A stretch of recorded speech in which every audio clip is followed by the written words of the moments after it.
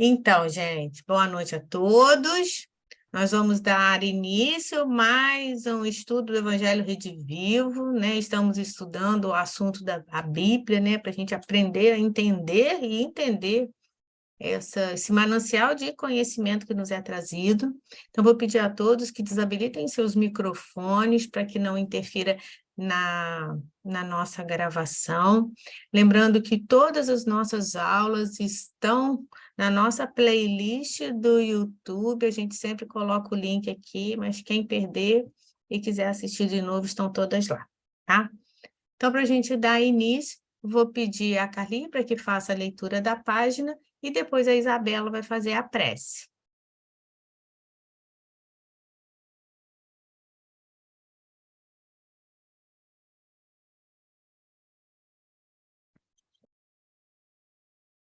As Cartas do Cristo, do livro Caminho, Verdade e Vida, de Chico Xavier, pelo Espírito Emmanuel. Porque já é manifesto que sois a carta do Cristo, ministrada por nós e escrita, não com tinta, mas com o Espírito de Deus vivo, não em tábuas de pedra, mas nas tábuas da carne e do coração. Paulo, segunda Epístola aos Coríntios, capítulo 3, versículo 3. É singular que o mestre não haja legado ao mundo um compêndio de princípios escritos pelas próprias mãos. As figuras notáveis da Terra sempre assinalam sua passagem no... não consigo ler. O planeta. Planeta, endereçando a prosperidade à sua mensagem de sabedoria e amor, seja em tábuas de pedra, seja em documentos envelhecidos. Com Jesus, porém, o processo não foi o mesmo. O mestre, como que fez questão de escrever sua doutrina aos homens, gravando-a no coração dos companheiros sinceros. Seu testamento espiritual constitui-se de ensinos aos discípulos e não foram grafados por ele mesmo. Recursos humanos seriam insuficientes para revelar a riqueza eterna de sua mensagem. As letras e raciocínios propriamente humanos, na maioria das vezes, costumam dar margem a controvérsias. Em vista disso, Jesus gravou seus ensinamentos nos corações que o rodeavam, e até hoje os aprendizes que se lhe conservam fiéis são as suas cartas divinas dirigidas à humanidade. Esses documentos vivos do santificante amor do Cristo palpitam em todas as religiões e em todos os climas. São os vanguardeiros que conhecem a vida superior, experimentam o sublime contato do Mestre e transformam-os em sua mensagem para os homens.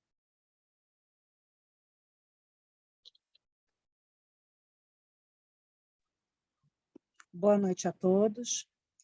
Vamos elevar nossos pensamentos a Deus Pai Todo-Poderoso e ao nosso amigo, irmão, mestre, Jesus Cristo.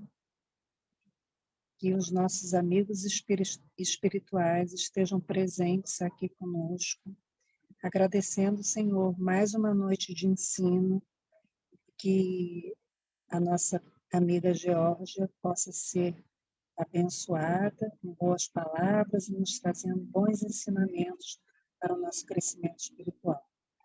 Que assim seja, graças a Deus. Obrigada, Carli. Obrigada, Isabela, por nos ajudarem aí na ambientação do início da nossa reunião. E hoje nós vamos dar continuidade ao estudo que Georgia começou semana passada. Nós estamos, né? Semana passada ela deu as informações básicas sobre a Bíblia. Hoje a gente vai terminar esse tópico para depois a gente aprender a manusear a Bíblia e as divisões da Bíblia. Georgia, a palavra é sua. Bom, então, boa noite a todos, né? Aqueles que estão conosco agora e que aqueles que, porventura, nos assistirem outro dia, outro horário, meu bom dia ou boa tarde. Conforme a Márcia falou, agradeço aí a Carli, né? Muito linda essa mensagem inicial aí das cartas do Cristo, e a Isabela pela prece, e vamos dar início. E eu tenho um problema sério, que é o PP, problema de professora, que tem que fazer revisão do que foi dado. Então, vamos tentar correr com a revisão, para a revisão não se tornar uma outra aula. Estou aprendendo isso. Jorge, você tem 3 minutos para fazer a sua revisão. Ih, caraca! Aí você me pega. 3 minutos, aí teria que ser mesmo The Flash. Vamos lá, vamos fazer uma revisão rápida. Bom, e aí nós temos, né, do livro 1, que fala da introdução ao estudo do Evangelho Redivivo, o tema 5.3 fala da Bíblia. E a Bíblia, como vimos na aula anterior, eu trouxe só esse trecho aí da mensagem, né, da mensagem tirada lá do livro Coletânea do Além, de autores diversos, quando Emmanuel fala sobre o Velho e o Novo Testamento. Então, a Bíblia é o divino encontro dos filhos da terra com seu Pai. De suas palavras, nenhuma só se perderá. E hoje, a gente, além de fazer a revisão desse 5.3, a gente também vai dar uma olhadinha nessa questão de saber manusear a Bíblia. Não é algo fácil, porque a Bíblia é um livro, na verdade não é um livro, né? Como vimos, é um conjunto de livros. Mas se a gente minimamente entender a questão da ordem cronológica, algumas coisas são colocadas, né? Do Antigo e do Novo Testamento, e se ligar, pelo menos, na sequência em que são colocadas os livros, os textos, tanto no Antigo Testamento quanto no Novo, a gente consegue procurar muito mais rápido, né? E entender também um pouquinho essa questão de capítulo, versículo, o que significa a vírgula depois do nome, o que significa os 2 pontos, enfim, são detalhes que nos ajudam e nos ajudarão posteriormente aos estudos que vamos fazer. Então, aí a nossa revisão da Bíblia, que são os livros, o conjunto de vários escritos do Antigo e do Novo Testamento. O testamento, esse nosso aqui, né, do que a gente se refere, é desse pacto, dessa aliança com Deus. O Antigo Testamento, vamos falar mais à frente um pouquinho dele, mais aí, mas agora trazendo a revisão da aula passada. Conjunto desses livros dos judeus, ou a história dos judeus até Jesus Cristo, e o Novo Testamento já é o conjunto de livros dos cristãos, ou a história do próprio Jesus Cristo, né? Da passagem dele aqui, dos ensinamentos, como foi dito aí na mensagem inicial, do que ele veio gravar no coração da gente. E não grafar, não escrever, mas viver, exemplificar, e aí sim ficar marcado para sempre, né? Há mais de 2000 anos, para a gente aqui, que não esqueceu dele, nunca mais.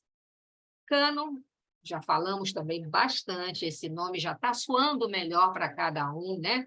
Que é o conjunto dos escritos, é tudo que foi produzido, que foi escrito, e que a Igreja Católica, né?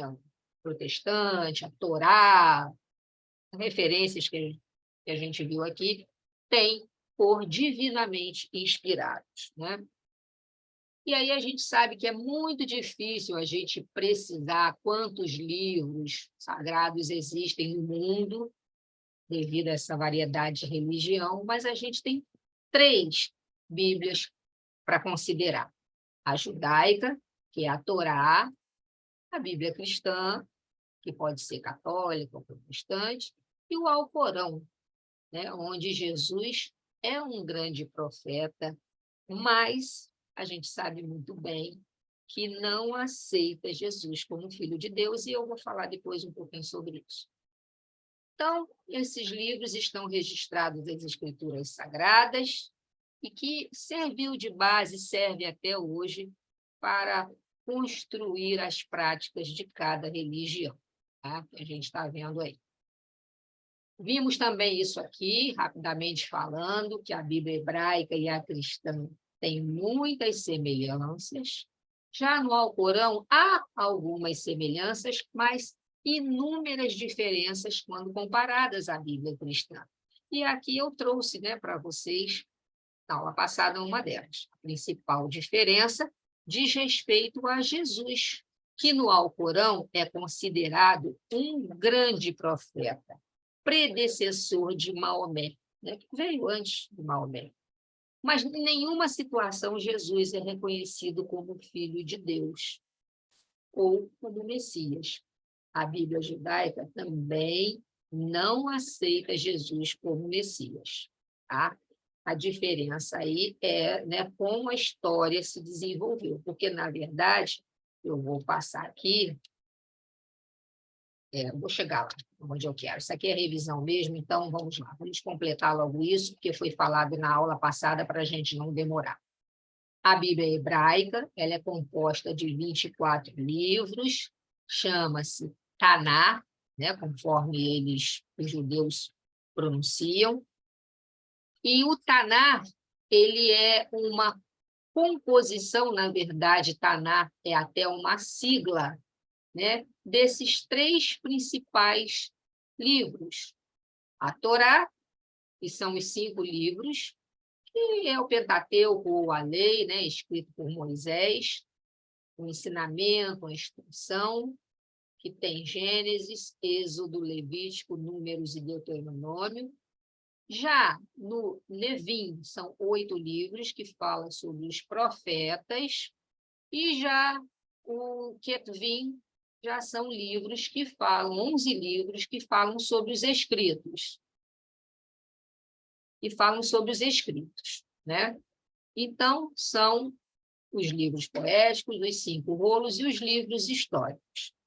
E uma revisão do Taná, né, da Bíblia hebraica. O Corão, ou Alcorão, é o livro sagrado do islamismo, como nós vimos na aula passada. Os muçulmanos, eles acreditam que o Alcorão é a palavra literal de Deus. O que é a palavra literal? Ao pé da letra, né? Que foi revelada ao profeta Maomé, período de 23 anos. E, como falamos na aula passada, Alcorão deriva do verbo árabe que significa declamar ou recitar. Conforme eu falei para vocês, acredita-se que Maomé não tinha instrução, né? Não sabia ler nem escrever, então ele recitava a palavra de Deus que ele recebia e os outros iam registrar, né? Então, portanto, Alcorão é uma recitação, ou algo que deve ser recitado. É um dos livros mais lidos e publicados no mundo. Prática generalizada entre os muçulmanos que ele não seja vendido e sim dado. E aí, como eu falei, né, por que eles não consideram Jesus filho de Deus? Eles acham que Jesus foi um homem que nasceu de uma concepção milagrosa, tem até uma história interessante, mas se eu falar que agora a gente vai se estender muito. Mas é interessante dizer que, para ele, Jesus não passou de um mensageiro obediente que seguiu todas as determinações de Alá, que nasceu na concepção milagrosa de uma mulher que era judia e que foi muito obediente, seguindo todas as determinações de Alá, e que, por isso, Alá o manteve protegido de cometer qualquer pecado, tá? Mas não consideram Jesus filho de Deus, como se fosse, né, especial, um filho de Deus especial. E aí a gente tem o cânon bíblico. Então, como vimos que cânon é o conjunto de todos os livros, de todos os textos que teve inspiração divina, então, cânon bíblico é esse conjunto de livros inspirados por Deus que fazem parte de cada Bíblia aí, né? Então, tanto a gente tem o cânon bíblico da Torá, como da Bíblia cristã, como do Alcorão. Então, cânon significa livros inspirados por Deus e bíblico porque está relacionado a cada Bíblia, a cada conjunto de livros de cada uma dessas religiões. E, né, essas Bíblias, as Bíblias que a gente citou aí, Torá, né, que é a Bíblia hebraica, a cristã e o Alcorão, elas têm um número específico de livros canônicos inspirados por Deus e de livros apócrifos. É interessante a gente destacar alguns pontos. Apócrifo quer dizer oculto, né, escondido, que não é verdadeiro, enfim, que não foi de inspiração divina e, portanto, não tem relevância. Tá? Agora, o termo apócrifo é utilizado pelos evangélicos e os católicos se referem ao apócrifo como deuterocanônicos que, depois do Concílio de Trento, passaram a ser considerados. Né? E aí tem uma outra história por trás disso também. Mas aqui, a título de informação, deuterocanônico vem de duas palavras, deutero significa segundo, cânon, conjunto de livros inspirados. Ou seja, deuterocanônico seria, então, um segundo conjunto de livros inspirados, que antes do Concílio de Trento, para a Igreja Católica, Apostólica, Romana, não eram considerados. Após o Concílio de Trento, né, passaram a ser considerados. E aí, aqui eu coloquei, que a gente tinha colocado na aula passada também, né, cânon da Bíblia hebraica, já falamos aí sobre eles, o Pentateuco, os profetas e os escritos, que também são chamados de agiógrafos, que disse dos livros desse Antigo Testamento, exceto lei e profetas. Então, os escritos, eu tiro o primeiro e o segundo aqui, o restante é chamado de escritos ou agiógrafos. Só a título de conhecimento. Aqui, o cânon bíblico, o Antigo Testamento dos protestantes, ou seja, dos evangélicos, daqueles que vieram após a Reforma Protestante, né? Os 39 livros que compõem o cânon bíblico, ou seja, o conjunto dos livros inspirados por Deus do Antigo Testamento, diferenciando em 7 livros dos católicos, da Bíblia Católica. No protestante, são esses 39 livros que, se vocês contarem aí dos Pentateuco, históricos, poéticos, profetas maiores e profetas menores, são 39 livros. Qual a diferença dos 7 que são considerados cânon bíblico dos católicos? Esses aqui: Tobias, Judite, Macabeu primeiro, segundo Macabeu, Baruque, Sabedoria e Eclesiástico. Então, o que difere o cânon bíblico do Antigo Testamento dos protestantes, da Bíblia evangélica dos protestantes e da Bíblia católica? São esses 7 livros aqui que os evangélicos consideram apócrifos e os católicos consideram deuterocanônicos. Tá? Alguém quer fazer algum comentário? Márcia, aí, você que está conseguindo ver. Tem alguém querendo falar alguma coisa? Tá? Se não tiver, a gente, então, continua. Bom, nossa revisão. Então, continuando aí. Já o cânon bíblico do Novo Testamento, ele é igual para os católicos e protestantes. São 27 livros. Dos evangelhos, de Mateus, Marcos, Lucas e João, os livros históricos, o Ato dos Apóstolos, as epístolas paulinas, ou seja, as cartas de Paulo, as epístolas, né, gerais de Tiago, Pedro, as cartas de Tiago, Pedro, João, Judas, e o profético, que é o Apocalipse. Então, a diferença do cânon bíblico da Bíblia católica para o cânon bíblico da Bíblia protestante é apenas no Antigo Testamento, que são 7 livros, que a católica considera deuterocanônicos e os evangélicos não. O cânon da Bíblia grega, falamos rapidamente, mas passou um nomezinho lá, né? Despercebido quando a gente falou, porque já estava no final da apresentação, e depois eu parei para ler, eu falei, gente, nunca ouvi falar esse nome, então vou pesquisar. Então, o cânon da Bíblia grega, ou seja, as escrituras sagradas da Bíblia grega, ou da Bíblia dos 70, né?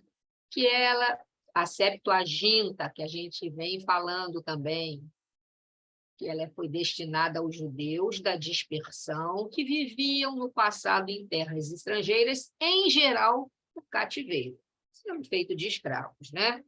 Então, ele é composto de uma parte da legislação, que conta aí, né, com os 5 livros, outra parte também, tanto da legislação quanto a parte histórica, e aí tem aqui, ó, Paralipômenos. O que é Paralipômenos? Vamos lá. É a parte do Velho Testamento, mais conhecida por crônicas, em suplemento aos livros dos reis. Então, em suplemento por quê? Porque está completando, está complementando. O suplemento não é aquilo que a gente dá quando está faltando alguma coisa, a gente faz um suplemento, né? Como a gente fala, faz, por exemplo, criança recém-nascida, faz um suplemento aí. Às vezes o leite materno não está, né, atendendo, faz um suplemento para a criança. É o quê? É um complemento, é para suprir a falta, tá? Então, esse nome Paralipômenos é um suplemento aos livros dos reis, que é também chamado de suplemento a qualquer obra literária, tá? É aquilo que vai complementar aquela obra.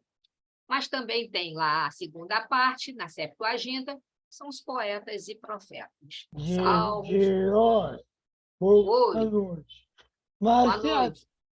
Tenta arrumar aqui o meu nome e só para mim não se perder aonde a gente está, por favor. Bom, a gente está fazendo a revisão das Bíblias, falando das Bíblias, fazendo revisão da aula passada, tá? A Bíblia, estamos... Gente, adoro. Eu estou matando a saudade de vocês, porque vocês me viam. Agora a gente está vendo você novamente, é verdade. Só ficava só na telinha preta, tá certo. Então, página de hoje, por favor. Vê aí, Márcia, para ele a página, que eu não estou nem com o Evangelho Redivivo aqui. Olha só, nós estamos na página 157. A Georgia está falando do cânon da Bíblia grega. Tá. Então, isso aí da Bíblia grega, agora vamos passar. E aí, né, complementando essa parte, os livros que foram retirados da Bíblia, que são chamados apócrifos. Tanto há livros apócrifos no Antigo quanto no Novo Testamento. Aí já vimos o conceito de apócrifo, né?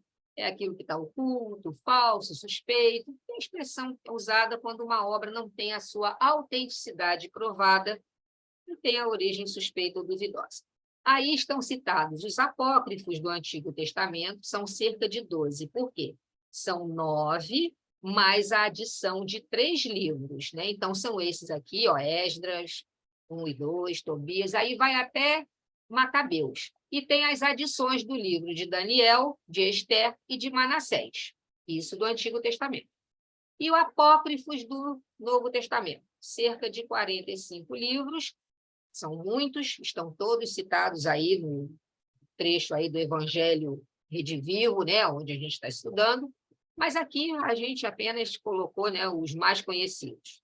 Os Evangelhos de Tomé, de Pedro, de Maria, de Judas, de Apocalipse, o Apocalipse de Pedro, Atos de Pilatos e dos 12 apóstolos. Então, foram citados aqui só para título de curiosidade de conhecimento. Oi. Na quinta eu vou trabalhar no tratamento. Tá bom. Então, vamos lá. Agora a gente vai falar das traduções, que já está chegando no finalzinho do que foi falado na aula passada. A Bíblia está traduzida, já vimos isso, em maior parte das línguas existentes no planeta, mas não foi assim no passado. Somente a partir da Reforma Protestante no século XVI, e isso a gente deve a Martim Lutero e outros, né, também, mas ele é, vamos dizer assim, símbolo dessa Reforma Protestante, que foi iniciada essa tradução para diferentes línguas. E traduções que fizeram história, representam esses textos básicos utilizados na construção das edições dessas Bíblias que a gente tem atualmente. Vamos lá. Citando algumas rapidamente, que foram citadas na aula passada. No século II depois de Cristo, já falamos aí da Septuaginta, também denominada Bíblia dos 70. A tradução é a tradução original do hebraico para o grego do Velho Testamento, né? Essa Septuaginta é do Velho Testamento, considerada a mais importante de todas as traduções. Ela vem direto, né? Originalmente do hebraico. Já no final do século II, alguns escritos, né? Textos publicados em latim antigo foram perdidos, mas foram publicados em latim antigo e muitos se perderam, a título de curiosidade. Já no final do século IV, a gente teve a Vulgata, onde toda a Bíblia foi traduzida a partir do grego pelo monge teólogo Jerônimo, né? Consolidou-se na primeira metade do século XVI. Então, aí a tradução latina, ou seja, né, para o latim, mas o latim entendido pelo povo, não aquele latim rebuscado, antigo, e que tinha dificuldade de entendimento. Então, ela foi traduzida com base no grego, no hebraico e no aramaico. Foi Jerônimo quem fez isso e finalizou essa tradução no ano de 405. Ela ficou muito mais fácil de ser compreendida do que as suas predecessoras, as que a antecederam, né? Foi a primeira a buscar no original hebraico e não utilizar a Septuaginta. A própria Septuaginta traduziu do original hebraico, certo? Vimos isso aí anteriormente. Mas ela não foi na Septuaginta. Ela foi direto no original hebraico também para fazer a tradução. É a versão oficial da Igreja Católica, né? Isso foi afirmado no Concílio de Trento, reforçando a importância, como eu já falei, dos deuterocanônicos, do segundo conjunto de livros inspirados da Igreja, né, do Antigo Testamento. E aí, a Vulgata Clementina, que foi essa Vulgata que foi, a partir, né, desse Concílio de Trento, foi estabelecido um texto único para essa Vulgata, para essa tradução da Bíblia, a partir dos manuscritos existentes, e ficou conhecida como a Vulgata Clementina. E após o Concílio do Vaticano, que, olha, já foi muito depois, né? O outro lá foi 1500 e alguma coisa, esse 1962, foi feita uma revisão da Vulgata Clementina, que se concluiu em 1975. E aí o Papa João Paulo II, em 79, denominou essa versão de Nova Vulgata, e foi considerada, então, a nova versão oficial da Igreja Católica. Aí, Márcia, passou de 3 minutos. Terminamos a nossa revisão. Mas, continuando aí falando, né, dessas traduções, nós temos também citada aí no Evangelho Rede Viva a Bíblia Peshitta, né? Eu procurei aí a tradução dessa palavra. A tradução não, a pronúncia dessa palavra, e mais ou menos se fala assim mesmo, Peshitta. Então, siríaco é um idioma, né, muito próximo do aramaico, né? A língua é relativa, siríaco porque está relativo à Síria, um país asiático. Então, siríaco, Peshitta, era o texto utilizado pelos cristãos sírios, cuja fonte era a Septuaginta. Olha, outro que se baseava na Septuaginta para a sua tradução. Tá?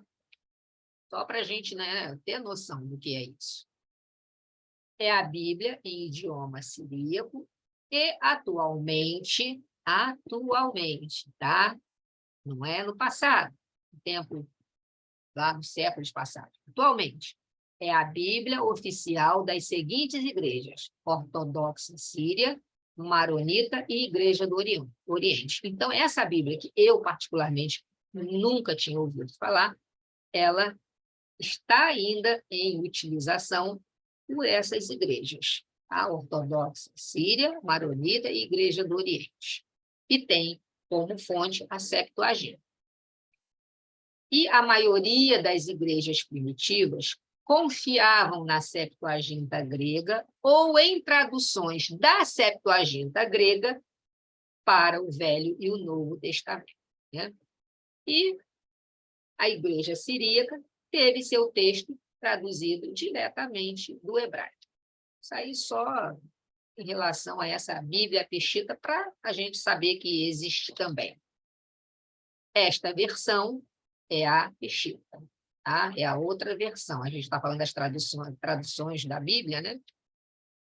Existe também essa outra tradução aí, ó, também a título de curiosidade. Copta, egípcio, conhece 4 versões nesta língua, ou seja, na copta, todos com base na Septuaginta. Novamente, a Septuaginta, lá do século II depois de Cristo, servindo de base para outras traduções, para outras línguas, né? E é importante esse dado. Copta é a designação dada aos cristãos do Egito, é a região que recebeu a honra de ter o Santo Evangelho anunciado pelo apóstolo São Marcos, discípulo e auxiliar de São Pedro. Tá? Aqui uma figura, né? Uma gravura que eu trouxe da Igreja Copta Ortodoxa. Uma curiosidade, né? Que eu trouxe para a gente aqui rapidinho, é pequena. Qual a principal doutrina da Igreja Copta? É essa aqui, ó. Uma das principais linhas doutrinárias da Igreja Copta é a de que Cristo possui 2 naturezas, a divina e a humana, unidas sem confusão em uma natureza da palavra encarnada. Olha que coisa interessante. Né? A gente poderia até, com base nessa doutrina, a linha doutrinária dele, fazer um link com o Espiritismo, né? Colocando aqui que Cristo possui a natureza divina e a natureza humana. Cristo encarnou na Terra. Ele se vestiu de carne, né? Teve a carne, o espírito dele habitou a carne. E aí o que eles dizem? Que essas 2 naturezas, a divina e a humana, elas se unem sem confusão na natureza da palavra encarnada. Olha que informação interessante sobre essa religião, né? Essa doutrina da Igreja Copta. Interessante, achei isso muito interessante. Georgia, aqui eu só gostaria de chamar a atenção, que pode ser que você tenha copiado o texto, né, exatamente de onde você Sim. tirou todas essas informações. Nós, dentro da doutrina espírita, não denominamos os evangelistas como São Marcos, Sim, São Pedro, sim, isso não é é? uma característica Só da para Bíblia. deixar isso bem claro, porque Não nós chamamos de não santos, né? entendemos, né, os evangelistas como santos naquela acepção católica que nós trazemos. Então, esse texto, Geórgia deve ter buscado exatamente Sim, da concepção do Copta, deles. mas não é Isso. uma linguagem espírita. Sim, Tá? não é uma... Os apóstolos exatamente. Marcos e Pedro, né? Sim, porque está aqui, São Marcos, essa denominação, né? São Marcos, São Lucas, e Santo Antônio, São Francisco de Assis, são denominações geralmente da linha católica, né? A gente não os considera.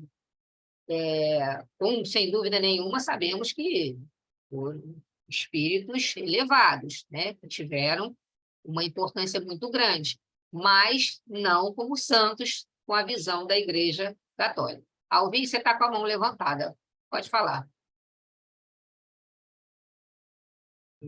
George, esse santo evangelista é o nome do santo mesmo? Não, é porque os santos são os evangelistas. Tira a palavra santo.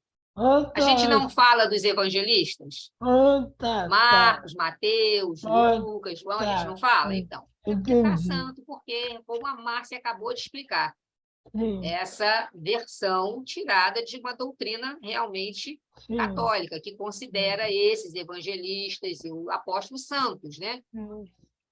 Então, vamos lá. E aqui, gente, é mais a título de informação mesmo, vamos passar batido, porque o importante ainda vem. As versões da Bíblia utilizadas pelos povos de língua inglesa, isto está aí no Evangelho Redivivo, né? Aí aqui eles explicam que enquanto os países latinos utilizavam e ainda utilizam a Vulgata como referência, com ou sem acréscimos, aí aqui, por exemplo, a Bíblia hebraica, a Septuaginta, os manuscritos, as traduções para o inglês não consideram a Vulgata. Então, é interessante a gente não se prender quais são os nomes de cada versão da Bíblia, de cada versão da Bíblia da língua inglesa. Não é isso que é a proposta. Mas é a gente entender que todas as traduções para o inglês não consideram a Vulgata, tá? Como referência. Então, a mais antiga versão em inglês é a Bíblia autorizada ou versão do rei James, de 1611. Mais tarde foram surgindo outras. E aí, olha, são essas aqui. Eu trouxe só aí na hora. Bíblia inglesa revisada, Nova Bíblia de Jerusalém, Nova Versão Padrão Revisada, Nova Versão Internacional, Bíblia Boa Nova. E no Reino Unido e demais países de língua inglesa, que são aqueles países que não consideram a Vulgata para a tradução para a língua deles, a Bíblia preferida é a Bíblia autorizada, essa primeira que foi citada aqui, ou versão, né, do rei James, né, autorizada de King James, sendo que as igrejas conservadoras, por rejeitarem os livros apócrifos, preferem a nova versão internacional. Título de curiosidade mesmo. Nada que a gente tenha que se prender aqui. A Bíblia inglesa revisada e a nova versão padrão revisada são as que seguem a tradição protestante, inglesa e americana, sendo que ambas versões são consideradas as Bíblias que oficialmente unem as igrejas protestantes, católicas, ortodoxas, orientais e a anglicana. Só para conhecimento, que existe a versão da língua inglesa e que elas não consideram a Vulgata. É isso que a gente tem que aqui fixar, né? Língua portuguesa, que é agora para a nossa língua, né? A tradução utiliza a Vulgata. Aqui teve início com Dom Diniz, que foi rei de Portugal, que traduziu os 20 primeiros capítulos do livro Gênesis. Mais tarde, o rei Dom João, e aí, né, vários anos, vocês estão vendo de quando a quando que rei Dom Diniz viveu, o Dom João I, de quando a quando, que ordenou a tradução dos evangelhos, do livro de Atos e das epístolas de Paulo por padres católicos. A tradução completa da Bíblia foi feita pelo protestante João Ferreira de Almeida, que viveu nesta época aqui, que utilizou os manuscritos básicos do hebraico e do grego, assim como a Vulgata, publicado no início do século XVIII. Tá? E aí, ó, em 1945, foi organizada uma comissão pela Sociedade Bíblica do Brasil, que realizou a revisão da tradução de Almeida, foi publicada em 1967. Então, olha lá, Almeida fez, no período, né, em que ele viveu, ele utilizou os manuscritos e fez, assim, a tradução completa. E depois ela foi revisada e publicada em 1967. Tá? Em 1945, se organizou a comissão. Começou a revisão de todos os textos, né, da Bíblia, que foi traduzida por João Ferreira de Almeida, e, realizando essa revisão, publicou em 1967. E, ó, outro português que traduziu a Bíblia foi o padre Antônio Pereira de Figueiredo, está aí uma capa, né, uma contracapa aí da Bíblia Sagrada, traduzida por esse padre, está aqui, ó, o Velho e o Novo Testamento, traduzido pelo português, segundo a Vulgata Latina, Antônio Pereira de Figueiredo. Edição 1842, está aí. Antônio Pereira de Figueiredo, tendo a Vulgata como referência exclusiva. A sua primeira publicação, porém, só surgiu em 1896. Aqui, ó, aprovada em 1842 pela rainha Dona Maria II, com consulta do patriarca e arcebispo eleito de Lisboa. A linguagem de Figueiredo é mais culta que a de João Ferreira de Almeida, mas a tradução apresenta limitações por ele ter utilizado a Vulgata como fonte exclusiva. Então, olha aí, por que ela hoje não é a Bíblia, né? Vamos dizer assim, Bíblia de referência? Porque ela usou a Vulgata como fonte exclusiva. Ela não fez pesquisa lá nos textos hebraico, aramaico, grego. Ela usou a Vulgata direto. Há outros tradutores em língua portuguesa, mas de menor expressão, né? Citado aí. E qual que nós utilizamos e que a equipe do Evangelho Redivivo utiliza como referência no programa, nesse programa do Evangelho Redivivo? A Bíblia de Jerusalém. É essa aqui, a Márcia tem até uma dela aí, né? Tá com ela ali agora. A Bíblia de Jerusalém, que é utilizada como referência no programa O Evangelho Redivivo. Sua primeira edição na língua portuguesa no Brasil foi em 1981 e ela foi revisada e atualizada em 2002 a partir da edição francesa. A tradução foi feita a partir dos textos originais hebraicos, aramaicos e gregos. Está vendo aí? Não está dizendo que usou a Septuaginta. Está dizendo que ela foi feita a partir dos textos originais. Tá? Título de curiosidade, a Bíblia de Jerusalém nasceu na Escola Bíblica de Jerusalém. Em 1956 foi publicada pela primeira vez em francês. Para fazer essa publicação, né, essa tradução, foram convidados para a colaboração os mais diversos pesquisadores. Então, tinha historiadores, tinha arqueólogos, tinha lexicógrafos. Ah, mas o que é lexicógrafos?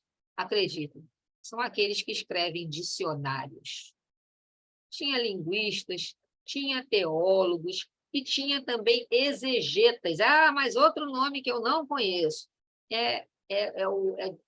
Se relaciona a pessoas que vamos dizer assim, a função deles é fazer uma análise detalhada de um texto ou de uma obra literária. Tá? E também cientistas sociais, geógrafos e cartógrafos. E aí atribui-se que foi a diversidade de colaboradores, esses diversos profissionais de áreas diferentes, que garantiu as traduções apuradas, ou seja, um aprimoramento, um zelo, né, em temas que cada qual conhecia com profundidade. Mas isso teve uma consequênciazinha.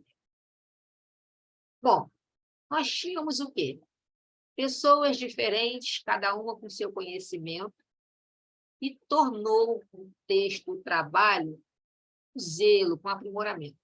Mas, em contrapartida, não tinha homogeneidade de texto. Por quê? Porque cada um escrevia no seu estilo. Pessoas diferentes, profissionais diferentes, de áreas diferentes.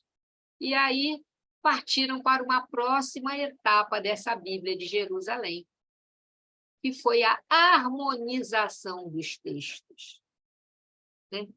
Tornar esses textos harmônicos entre si, com um cadeamento, né? Com uma continuidade.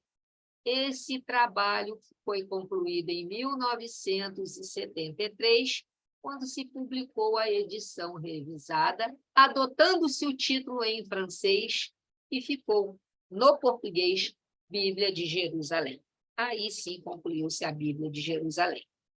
Em 1998, outra revisão francesa que gerou a nova edição brasileira, que foi revista e atualizada em 2002. Então, olha só, lá o trabalho da Bíblia de Jerusalém, com colaboração de todos aqueles profissionais e, posteriormente, a harmonização dos textos, isso tudo foi concluído em 73 e ficou conhecida como Bíblia de Jerusalém, que é essa que serve como referência primária para o estudo do Evangelho Redivivo. E, na França, né, houve uma revisão em 1998, e essa revisão que ocorreu na França provocou também uma nova edição no Brasil, que foi revisada, atualizada e concluída em 2002. Nas traduções dos originais para a língua portuguesa, também colaboraram exegetas católicos e protestantes. Então, olha que interessante, né? Em que momento as religiões se unem, né? As doutrinas, entre aspas, em pontos diferentes, se unem. Então, as traduções dos originais para a língua portuguesa, para a nossa língua, teve a colaboração desses profissionais que fazem a análise minuciosa, tanto católicos quanto protestantes. Alguém quer falar alguma coisa? Quer colocar alguma coisa? Não, a gente... Georgia, eu acho que é muito importante essas informações que você trouxe, porque, Isabela, até a gente estava conversando no início, o que é a Bíblia de Jerusalém? A Georgia trouxe aqui, né, um manuncial de explicações para que nós possamos entender. E o porquê a Georgia está explicando, o Evangelho Redivivo utilizou, porque ela é atualizada, ela foi revisada. Colaboração de profissionais diferentes, né? Exatamente. Então, é por isso que acaba a Federação Espírita sempre fazendo referência à Bíblia de Jerusalém, e no que diz respeito somente ao Novo Testamento, faz a referência à tradução do Haroldo, o Haroldo Dutra Dias, que é uma tradução acadêmica e não espírita. Exatamente. Então, vamos lá. Aí, aqui só um caminhar desse trabalho aí, né, das traduções da Bíblia. Aramaico para o grego, chamado Septuaginta, 170 anos depois de Cristo. Aí tivemos a siríaco-pixita, a Bíblia dos 70, como usou, no século II, usou a Bíblia, a Septuaginta, como fonte. Em 383, né, a tradução para o latim, que se chamou Vulgata.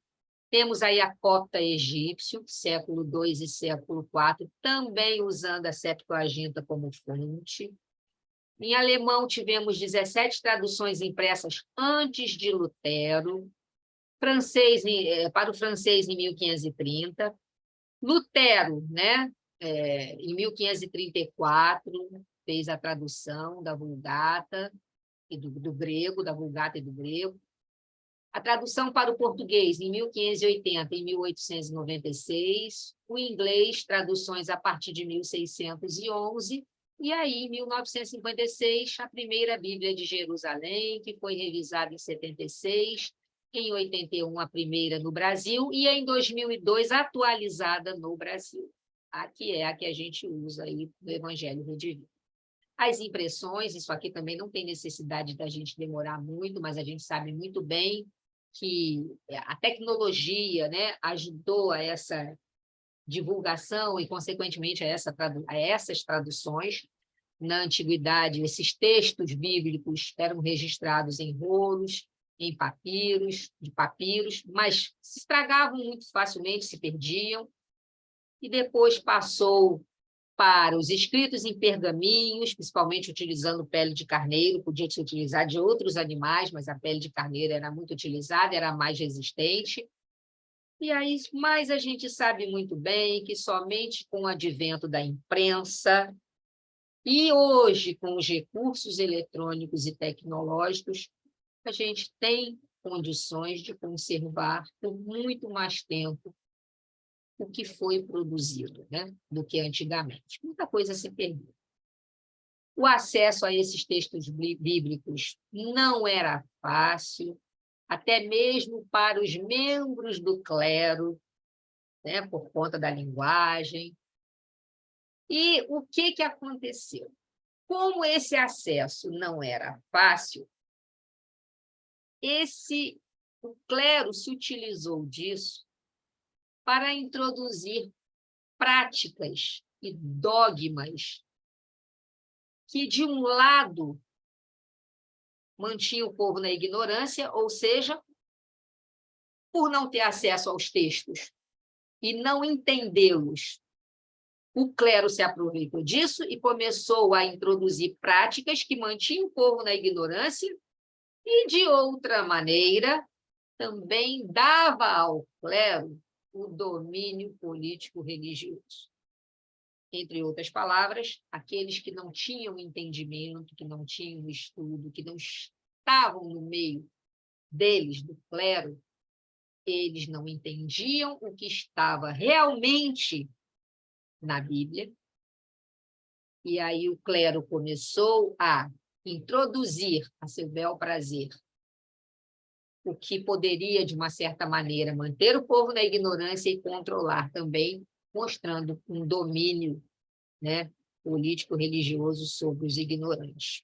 Aí veio a Reforma Protestante, esse movimento cristão que foi no século XVI, que foi liderado por um monge agostiniano católico. Isso, Lutero era católico, né? E como que ele iniciou esta reforma e o porquê? Ele iniciou essa reforma da seguinte maneira: publicando 95 teses contra a teologia da prosperidade que estava ali, né, como está ali escrito, mas não era esse o objetivo dessas 95 teses. E essas teses, que se baseavam praticamente na indulgência, que era o poder que o Papa tinha do perdão dos pecados, elas contestavam e repudiavam dogmas e práticas da Igreja Católica Romana. Porque, a partir de então, desse movimento, o desconhecimento dos textos originais, ou seja, que o povo não tinha conhecimento das escrituras, elas deixaram de existir. O desconhecimento deixou de existir. Primeiramente, para os religiosos, depois para o povo em geral. Então, o movimento reformista, a reforma protestante, ela deu um basta naquele domínio do clero, que mantinha o povo na ignorância e ainda exercia um poder político-religioso. E aí o desconhecimento deixou de existir desses textos, das escrituras, tanto para os religiosos como para o povo em geral. E favoreceu, então, o conhecimento dos livros bíblicos ao grande público. E aí, a tradução em outras línguas permitiu essa divulgação. E eu trouxe aqui rapidamente essa curiosidade de Martim Lutero, que eu achei tão interessante, né? Tão importante. Esse ato que ele fez consistiu em afixar, prender 95 teses na parede do castelo de Wittenberg, desafiando as autoridades em teologia para uma disputa escolástica. Tipo assim, vamos conversar? Ou seja, seria uma discussão no qual esses debatedores, eles, né, aqueles que apoiavam Lutero e o clero, iriam argumentar e contra-argumentar a respeito do tema que foi pré-definido. E o conteúdo tinha como alvo as indulgências, que eram praticadas de forma iníqua por parte do clero católico da época. Ou seja, era praticado de forma, né, assim, que não era certa. Era uma forma errada, era uma forma, né, duvidosa. Então, vamos ver, eu trouxe 4 só para a gente entender. Ó, por exemplo, a tese de número 17. Ele diz assim, Lutero escreve assim: parece desnecessário para as almas no purgatório que o horror diminua na medida em que o amor cresce. Ele estava questionando isso. Quer dizer, não vai diminuir, não vai, segundo a determinação do Papa, não existia nenhum tipo de, entre aspas, salvação para as almas do purgatório. E ele continua: parece não ter sido provado, nem por meios de argumentos racionais, nem da Escritura, que elas se encontram fora do estado de mérito ou de crescimento no amor. Elas quem? As almas do purgatório.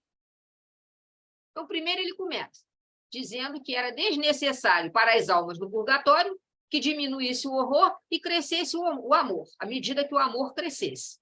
Porque ele diz o seguinte, que não tinha sido provado, nem ninguém com argumento racional, nem a própria Escritura, dizia que as almas se encontravam fora de estado de mérito ou de crescimento de amor. Ou seja, isso era a fala de quem?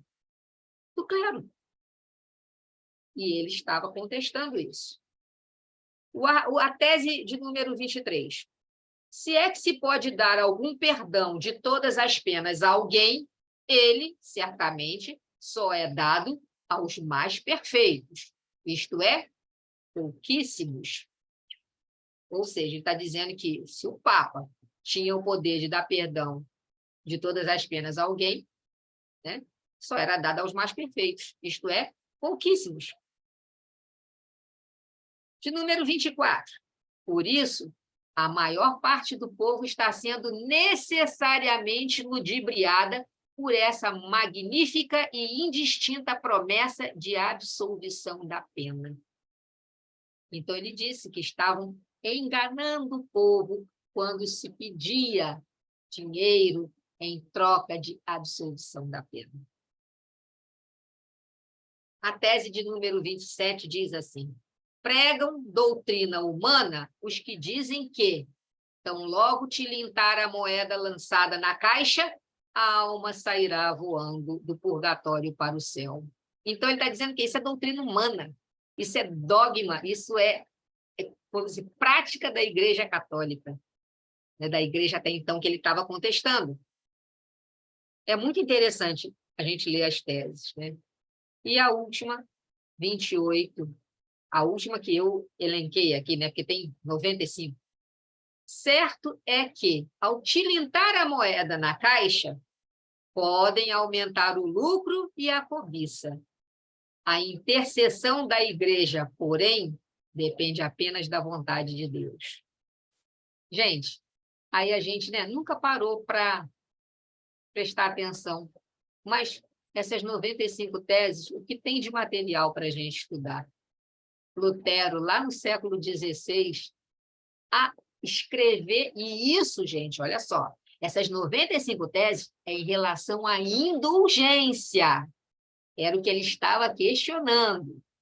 E aí ele escreveu, colou na porta da catedral e chamou os sabichões da lei, né, da religião, para um debate. Vamos debater?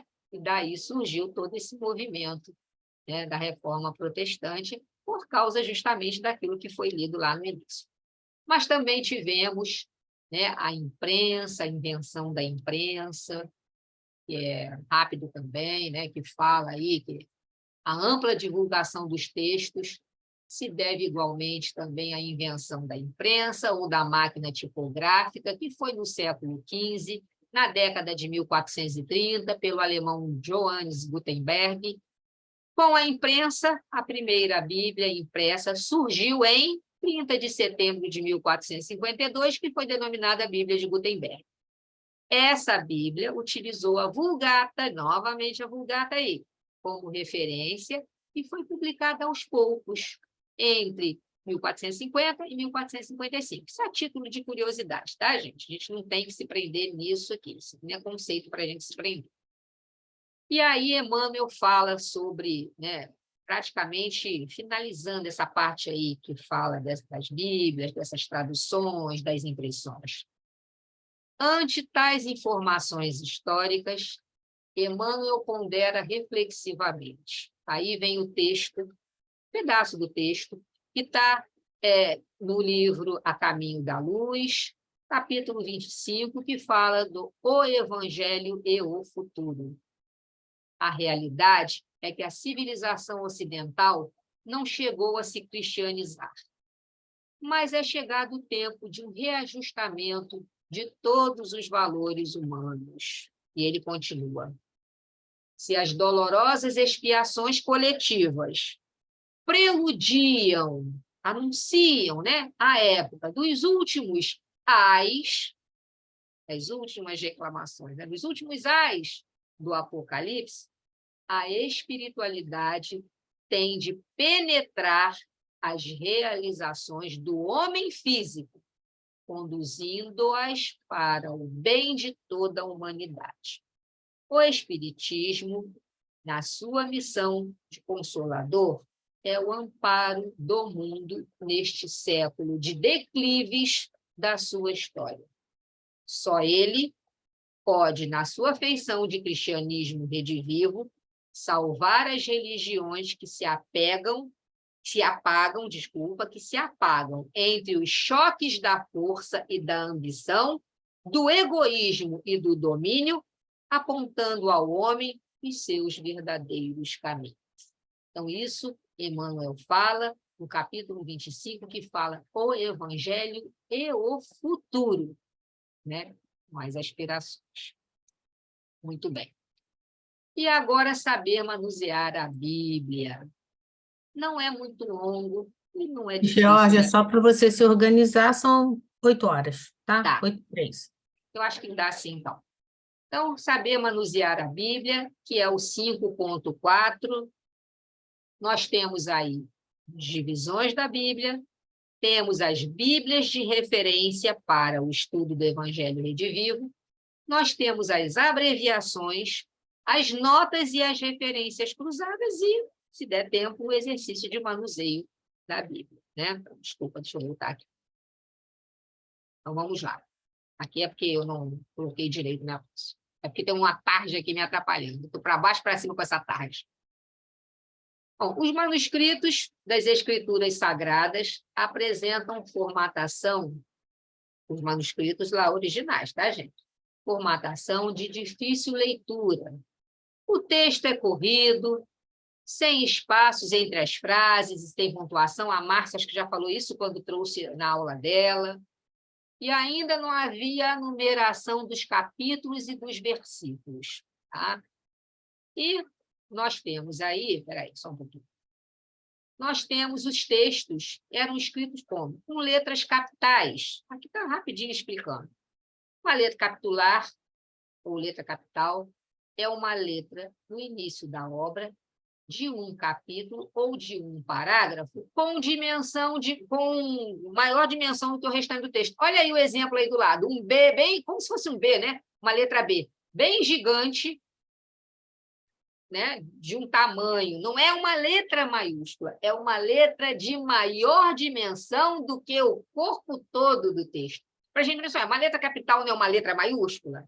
Não, é uma letra de uma dimensão maior do que o restante do corpo do texto. Então, está aí, ó, mostrando aí como que era escrito.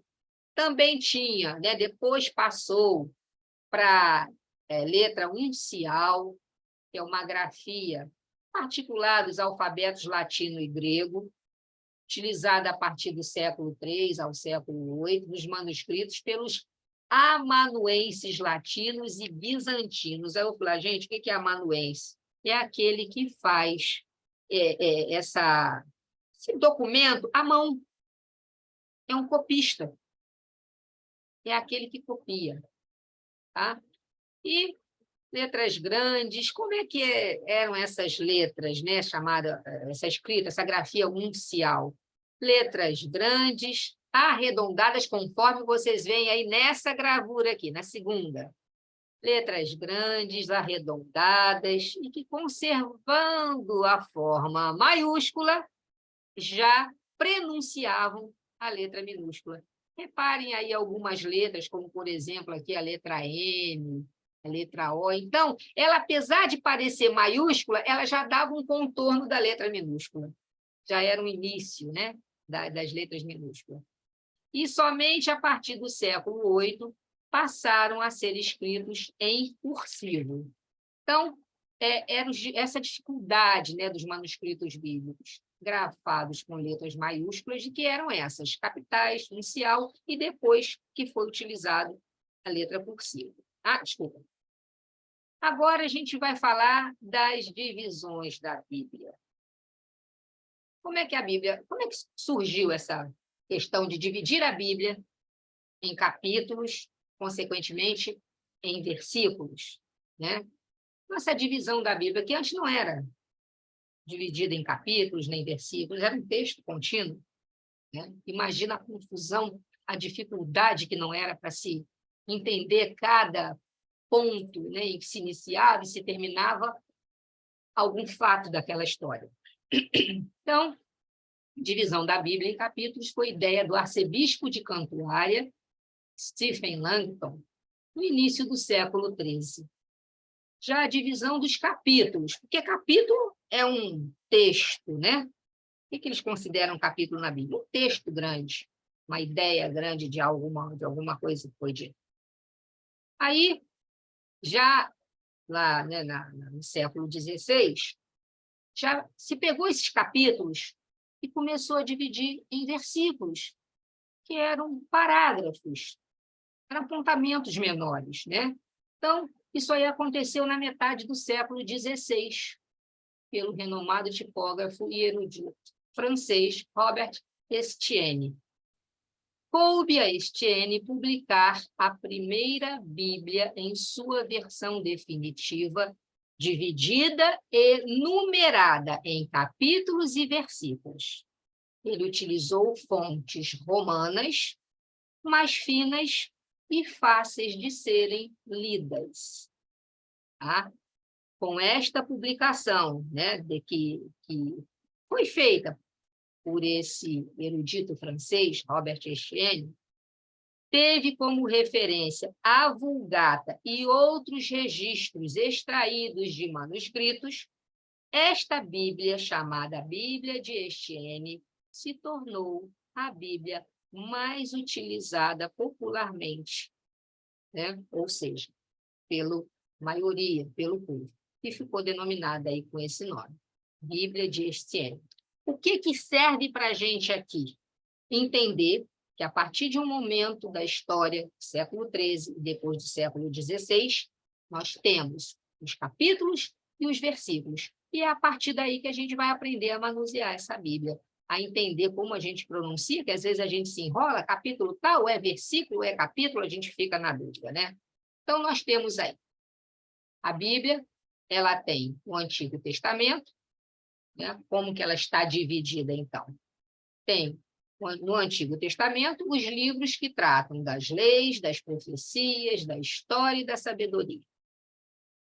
No Novo Testamento, a atualização dessa lei antiga por meio da mensagem do amor, ensinada e exemplificada por Jesus Cristo nos 27 livros que já vimos que tem no Novo Testamento. Então, nós temos na Bíblia os livros que estão, né, que tem os capítulos e os versículos. Vamos continuar vendo aí. Cada um desses 27 testamentos, né, contém capítulos, que são as divisões maiores, e estão, consequentemente, divididos em versículos. Então, como eu falei para vocês no início, então nós temos os capítulos, que são os textos maiores. Mas, como eles são textos grandes, eles foram divididos ou melhor, subdivididos em versículos. E aí esses versículos foram numerados sequencialmente, 1, 2, 3, 4, de acordo com o tamanho daquele capítulo, teremos tantos versículos numerados em sequência, de 1 até quantos forem os versículos, para facilitar a consulta e o estudo. Então, a única parte da Bíblia que não tem codificação em capítulos, exatamente nas cartas de João, a segunda carta, são 13 versículos diretos. Não tem capítulo, não tem. João, capítulo tal, versículo de 1 a 13, não tem. Então, nas cartas de João, a segunda e a terceira, né, que são 2 epístolas, nesse caso aqui, 13 versículos na segunda e 15 versículos na terceira. E nas de Judas Tadeu, que são 25 versículos. Então, entendam, toda a Bíblia está dividida em o livro, o nome do livro, capítulo e versículo. A única ausência dos capítulos, ou seja, não foi marcado o capítulo, apenas o versículo, exatamente, nas epístolas de João e na epístola de Judas Tadeu. Tá? Alguma dúvida, algum comentário? Alguém quer falar alguma coisa? Não? Então, vamos lá. Então, a formatação aí, só para a gente ter uma ideia, anterior, né? Antigo e Novo Testamento, palavras não eram separadas, eram em blocos, não separadas em blocos, sem pontuação. No século IX, espaçamento, uso de palavras em minúscula. No século XIII, os capítulos. No século XVI, XV, desculpa, a imprensa teve pontuação dos capítulos. No século XVI, os versículos. Então, aqui só uma breve história. Lá, lá anteriormente, as palavras não estavam separadas, não tinha pontuação, eram diretas. Depois veio o espaçamento, depois veio os capítulos, e depois, consequentemente, os versículos. Né? Vamos continuar. Bom, no programa O Evangelho Rede Vivo, nós temos as Bíblias de referência. Já vimos aí, né, que a primeira Bíblia de referência é a Bíblia de Jerusalém, as edições a partir de 1981. A referência secundária é a Bíblia Sagrada de João Ferreira de Almeida. Lembra que eu falei dela lá? A Bíblia Sagrada de João Ferreira de Almeida é a referência secundária e outras Bíblias servem de referência terciária se houver necessidade, tá? Mas a referência primária, já falamos anteriormente, é a Bíblia de Jerusalém. As abreviações, todos aqui já estão acostumados a T ou VT para o Antigo ou Velho Testamento e NT para Novo Testamento. Isso já é uma coisa que a gente vem, né? Ao longo dos slides das aulas, aí a gente já vem acompanhando. Nós temos também aí as abreviações que são utilizadas, né? Por exemplo, até Antigo Testamento, GN Gênesis, RT Ruth, e por aí vai. São abreviações, deixa eu botar aqui também para vocês verem, algumas abreviações, né? Para a gente poder entender que os livros são também abreviados, nem você pode ter uma referência com o nome do livro ou apenas com a letra abreviando. Aqui vamos dar um exemplo. A referência, como é que a gente pode encontrar? O nome do livro, o número do capítulo e do versículo. Quando essa citação é feita por extenso, ou seja, ela está toda escrita, mas todas elas não são escritas? Não, às vezes utiliza-se abreviação. Quando ela está toda por escrita, e aí vocês vão entender agora, né, costuma-se colocar a vírgula após o nome do livro, fazendo referência ao capítulo. Depois, 2 pontos para separar o capítulo do versículo. Então, agora, a gente dá licença, só um minutinho, que a gata está aqui e ela vai acabar desligando esse computador. Sai, Loura. Fica em cima de mim o tempo todo. Então, nós temos aí o nome, aqui escrito, né, por extenso, uma vírgula separando o nome do capítulo. Então, entendam, o primeiro número que vem após a abreviação ou o nome por extenso é sempre capítulo. Então, a gente agora não tem que gaguejar mais. Juízes, versículo 5, não, capítulo, versículo. Juízes, capítulo 5, aparece os 2 pontos? Versículo. Aí tem os versículos. Tá?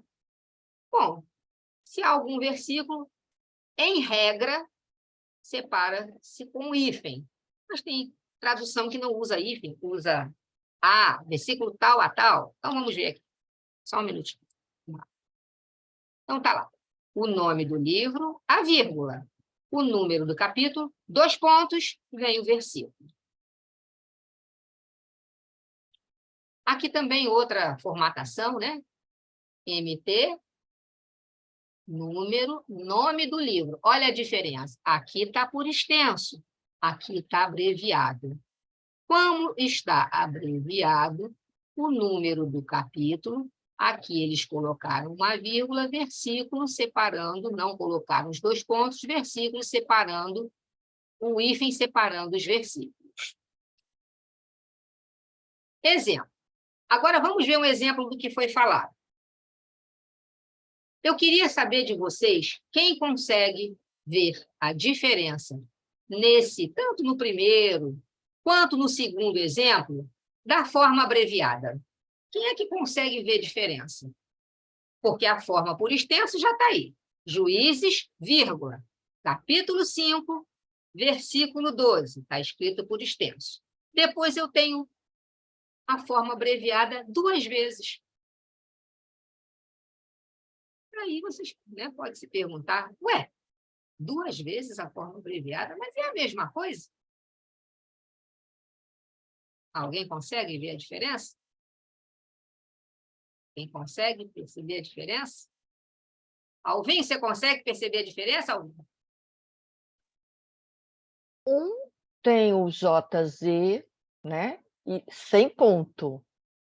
Já vai para o 5, 2 pontos ou 12. E o outro tem o ponto. Então, Antigamente estava sem ponto e... Não é que antigamente estava assim. Aqui está se mostrando como pode se apresentar nas Bíblias a referência ao livro, a referência ao capítulo e ao versículo. Então, olha só. Juízes, vírgula, capítulo 5, versículo 12. Está escrito por extenso. Mas eu também posso encontrar uma Bíblia que traga o nome de Juízes abreviado com JZ, sem vírgula, sem ponto, sem nada, apenas capítulo 5, versículo 12, ou abreviado com ponto depois do nome Juízes, capítulo 5, versículo 12. Bom? As formas, todas elas estão corretas. É a registro de quê? Do Antigo Testamento, tanto do Novo? Isso, tanto no Antigo quanto no Novo, tá? Você tem isso aí. Exatamente.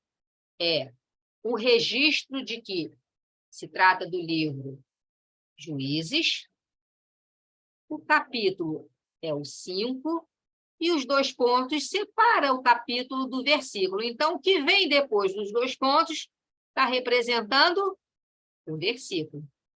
Então, é o nome do livro, no caso do Antigo Testamento, o capítulo é o 5 e o versículo é o 12. Tá? Então, Marcos aqui também, citando vários exemplos, né? Marcos, aqui, ó, capítulo 10, versículo 4 a 9.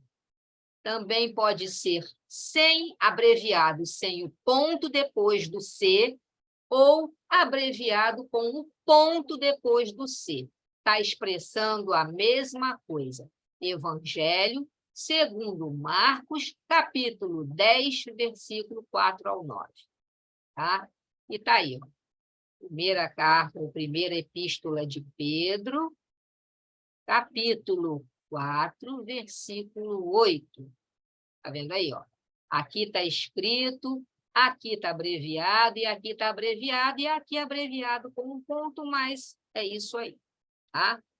Então, as abreviaturas são todas encontradas nas páginas iniciais das diferentes traduções da Bíblia, é só a gente procurar lá para a gente entender essa abreviatura. A primeira epístola ou carta de Pedro, capítulo 4, versículo 8, alguns tradutores usam os caracteres romanos. Está vendo aqui? Aqui está o 1 mesmo, número arábico. Número 1. Aqui está o algarismo romano, só para curiosidade. Aqui eu achei interessantíssimo. Aliás, eu acho que isso aqui era uma coisa que ajuda muito a gente, se cada um baixasse aí no seu celular, né? Chama-se a Bíblia Periódica. É uma, vamos dizer assim, fazendo uma analogia aí, uma comparação com a tabela periódica dos elementos químicos, traz em cada quadradinho desse daqui capítulos, os versículos, a sigla e o nome do livro. E aqui a gente tem a coloração que indica o que está falando. Então, por exemplo, no Antigo Testamento, os 39 livros, né, dos protestantes, e aí, no caso aqui, não foram incluídos os 7 dos católicos, nós temos o que está em rosa, lei, o Pentateuco, Gênesis, Êxodo, Levítico, Números e Deuteronômio. O que está aqui nesse vermelho, nesse tom de vermelho, são os históricos. O que está nesse verde claro, poesia e sabedoria. No verde escuro e no amarelo, os profetas maiores e os profetas menores. Aí a gente passa para o Novo Testamento. Nós temos o amarelinho aí, outro tom, os evangelhos, Mateus, Marcos, Lucas e João. Esse azulzinho aqui mais claro, as cartas de Paulo. Aqui as outras cartas e profecia. Muito interessante essa distribuição. Se você pegar uma Bíblia e seguir isso aí, você sabe, você procura, né, rapidinho essas referências na Bíblia. Muito interessante. Achei muito legal isso aqui. E, Georgia, fiz um print e já coloquei lá no ESD. Ah, legal. Muito legal. legal. Eu ia falar isso para Eu achei colocar. muito legal. Georgia, Oi?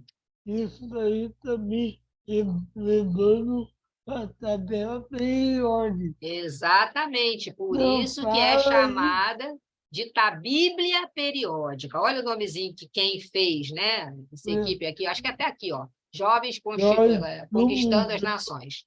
É Bíblia Periódica. E eles mostram, né, que cada quadrado desse a gente encontra capítulos, números, versículos, a sigla e aí o Mas, livro. ó, essa tabela aí, gente, eu vou tirar em química ainda, já eu vendo isso aí já está me deixando Contente. contente. Georgia, você tem 5 minutos. Então, deixa lá, Alvin. Ao contrário, né? Então, vamos lá, terminando aqui. Também encontramos na Bíblia de Jerusalém, principalmente, que é a referência aí primária do Evangelho Redivivo, nós podemos encontrar as notas. Olha que figura legal aí, que gravura legal, mostrando onde ficam essas notas, né? Essas notas são breves explicações que são inseridas aqui no rodapé do texto. Quando termina o texto? Esse texto bíblico, aqui está o texto bíblico, e aqui nós temos as notas, que são explicações seguindo uma sequência alfabética. Explicações que se fazem necessárias do que está escrito no texto bíblico. Então, aquelas explicações que são necessárias para facilitar o entendimento, né? Ou então fazer uma referência, que a gente vai estar olhando aqui, que é o próximo slide. Elas são colocadas aí, geralmente, nesse rodapé, nessa parte de baixo aí da Bíblia, né? Depois que termina o texto. e nos ajuda muito a entender, porque aí você acompanha pela referência, pela numeração que é feita, pelo destaque que é feito, vai lá embaixo no rodapé e olha o que quer dizer aquilo, qual a explicação que se dá, vai ajudando a compreender. Assim como nós temos também aí as referências cruzadas. Olha, mas nota é o quê? Né? E referência cruzada é o quê? São a mesma coisa? Não. Nota são referências, como está lá, ó, no slide anterior. São breves explicações que são inseridas em relação ao texto que está escrito aí nessa página. Já as referências cruzadas, elas são registradas na margem aí, ó, a lateral. Ó, acompanha aí o círculo vermelhinho, tem uma seta, né, que está com a flecha apontada, né, o vetor dessa reta aí. São 2 vetores, está apontado tanto para o livro, para a Bíblia, quando ampliou aqui para a gente entender o que está lá miudinho. Então, nós temos aqui a reta, tá? Aqui mostrando as referências cruzadas e ampliando aqui para a gente entender o que é essa referência cruzada. Geralmente, é colocada à direita da página, então você abre o livro de frente para você, à direita da página vai estar colocado lá. Nesse caso aí, esse livro ele foi colocado a imagem, pega esse livro e gira ele e bota contra o peito. Imagina isso. Né? Gira esse livro, vamos dizer assim, mentalmente, faz esse exercício mentalmente. Pega esse livro e gira. Gira ele e põe a capa dele no peito. À direita é onde vai estar essa referência cruzada.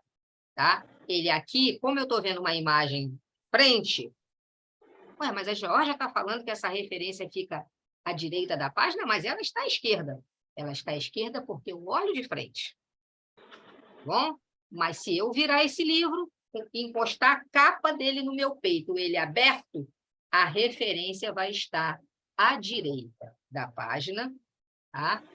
E o que é essa referência cruzada? Consta o capítulo e ou versículos em estudo. E aí, o que eles vão querendo mostrar nessa referência? Olha a referência cruzada, está fazendo uma referência o quê? Cruzada. Está apontando outros livros, capítulos e versículos onde são encontrados o mesmo texto. Ou parecido, está repetido. Olha lá, ó. Por exemplo, essa aqui, ó, Atos, capítulo 7, vamos fazer esse exercício. Até o quê? Atos, capítulo 7, versículos 51 a 54. Está aqui. Não dá para a gente ler porque está muito miudinho. Tá? Está aqui. Aí, qual é a referência cruzada? A margem direita da página vem aqui, ó, Deuteronômio, capítulo 9, versículo 13, e por aí vai, ó. Todos os que a gente pode encontrar. Jeremias, Isaías, Crônicas, todos os que a gente pode, Mateus, onde a gente pode encontrar. São referências cruzadas em relação ao assunto que está aí, em Atos, capítulo 7, versículos 51 a 54. Então, não vamos confundir. Nota são as breves explicações, geralmente fica lá no rodapé. Referência cruzada, geralmente, fica à direita da margem, fazendo a referência daquele texto em outros livros. E essa observação aqui também é legal. As notas de rodapé, ou seja, essas notas de rodapé, também podem conter referências cruzadas. Bom? Então, entendendo aqui, primeiro a gente explicou que a nota fica no rodapé e a referência cruzada à margem direita. A página, falando lá dos livros, capítulos e versículos onde aquele texto pode ser lido ou interpretado. Mas também podemos encontrar Bíblias cujas notas de rodapé lá embaixo também vão conter as referências cruzadas. Tá? E aqui tem alguns exemplos, mas aí isso está lá no Evangelho Redivivo, não tem necessidade. Está aqui mostrando a referência cruzada no rodapé, ou seja, na nota. Então, está aqui dizendo, ó, Em Filipenses, tá? Capítulo 1, versículo 1, temos o registro de Paulo, onde Paulo diz isso aqui. E aí ele ainda fala de episcopos e diáconos. E aí tem aqui o azinho, porque está aberto lá na nota. Esse azinho não é um artigo aqui dando, que foi erro da frase, que foi colocado aí de maneira. Esse A, ele está dizendo que tem uma nota de rodapé lá no finzinho da página, falando aí desse episcopos e diáconos. Aí aqui está explicando, né, que após as palavras episcopos e diáconos, há na Bíblia de Jerusalém uma nota de rodapé, aí entre aspas, a letra A. Também com referências cruzadas. Então, além de ter a nota no rodapé da página, falando, explicando sobre episcopos e diáconos, também encontramos as referências cruzadas. E vejam aí, ó, aonde está entre parênteses, CF, Tito, capítulo 1, versículo 5 mais. CF significa confronte, confira lá em Tito. Confronte isso que foi falado por Paulo lá em Tito. Tá? E onde fala, os diáconos são seus assistentes. Assistentes de quem? Os episcopos. Olha lá, primeira epístola de Timóteo, capítulo 3, versículo de 8 a 13. Confronte ou confira em Atos, capítulo 6, versículo de 1 a 6. Então, entenderam? Nota está no rodapé, referência cruzada à margem direita, colocando os livros, capítulos e versículos onde o estudo pode ser encontrado, aquele texto. Porém, existem notas de rodapé que trazem a referência cruzada também. Tá? Aí mostrando. Tá? Então, as referências cruzadas, explicações, depois das explicações, conforme eu já falei para vocês, e outros exemplos aí também, como eu perguntei à Márcia lá, né, exemplo da referência cruzada lá na margem, olha aqui aonde está esse riscado aqui em vermelho, é uma referência cruzada desse texto que está aqui ao lado, ou seja, esse texto, que é de Lucas, pode ser encontrado em Mateus e também em João. Isso que é referência cruzada. Tá? O texto está em Lucas. Aonde? Capítulo 7, versículo de 1 a 3. Mas eu tenho a referência cruzada dele em Mateus e João.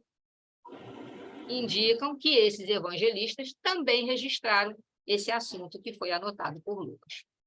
E aí, a gente termina com essa mensagem aqui, né, de Emmanuel, interpretando os textos sagrados, está no livro Caminho, Verdade e Vida.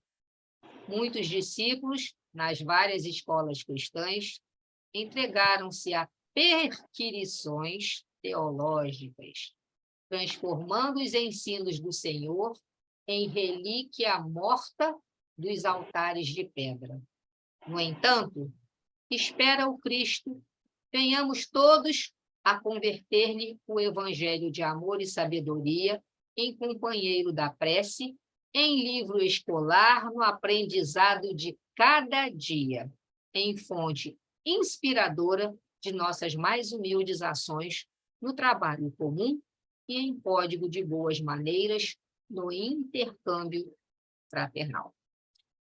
E é isso. Acredito que a gente conseguiu entender um pouquinho, né, das divisões da Bíblia. Com certeza, George. Você só veio facilitar a nossa compreensão, né, para que a gente se reporte a uma Bíblia com propriedade, consiga entender, até quando falei uma página inicial que tem uma referência, né, de algum dos evangelistas, que a gente possa fazê-la de forma correta, né, agora entendendo com toda essa didática que você nos trouxe.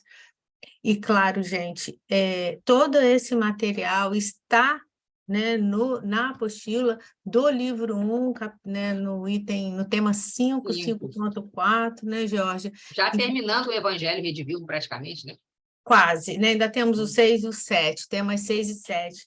Mas quem não tiver ele físico, quiser ler isso tudo que a gente estudou, não é? Porque são muitas informações mesmo, e nós precisamos de tempo para consolidá-las. Não é, Georgia? Muito obrigada por você ter facilitado para nós essa compreensão. Nós, então, vamos encerrar o nosso estudo da noite. E gostaria de saber, Renata, se você gostaria de fazer a prece para a gente, pode ser? Renata está por aí? Oi, Márcia. Estou aqui sim, faço sim.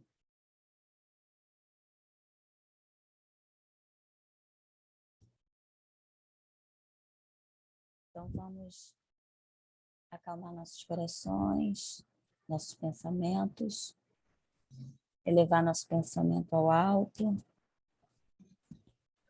a Deus nosso Pai, a Jesus nosso Mestre, governador do nosso planeta, a Meimei, né, mentora da nossa casa espírita, e agradecer por estarmos aqui reunidos, estudando o Evangelho Rede Vivo, agradecer por mais um dia que podemos acrescentar conhecimento para a nossa vida prática, conhecimentos importantes. Agradecer a Deus por facilitar, através da nossa irmã Georgia, essas informações tão pertinentes ao nosso estudo e nos orientar nessa caminhada, fazendo com que todos os conhecimentos aqui adquiridos estejam na nossa vida prática. Então, nossa prece de hoje é só agradecer e agradecer. Muito obrigada, Senhor. Muito obrigada, Meimei. Muito obrigada, Jesus, por ter trazido a boa nova para nos facilitar. Assim seja. Graças a Deus. Graças a Deus. Obrigada, Renata. Gente, foi muito bom. Uma noite para todos de muita paz e que amanhã a gente possa se encontrar, seja virtual ou então lá, quem estiver no Inhanga, no Meimei, né? Assistindo a palestra. Hoje é o dia do Livro Espírita, porque hoje é a data da publicação da primeira edição de O Livro dos Espíritos, e amanhã a Estela Salomão estará falando sobre nós, da importância do livro dos Espíritos para os Espíritas. Então, um grande abraço a todos, fiquem em paz. Boa noite a noite, gente. todos. Boa noite, Beijo. um beijo em todos. Fiquem com Márcia, Deus.